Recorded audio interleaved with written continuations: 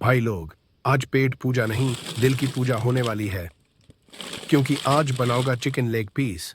ऐसे मसाले रगड़ेंगे कि चिकन भी बोलेगा, भाई और भी रगड़ो। 1 घंटे मैरिनेशन पर हमारे पास 1 मिनट है, तो स्किप करके सीधा कढ़ाई।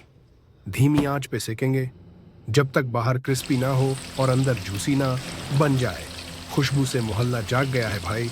बोलो जोर से, वाह क्या टेस्ट है यार। देसी चिकन, देसी मसाले, स्वर्ग प्लेट में उतर आया। अगर मुंह में पानी आ गया हो तो लाइक, शेयर और सब्सक्राइब कर देना, वरना अगली बार तुम्हारे लिए एक भी पीस नहीं बचेगा।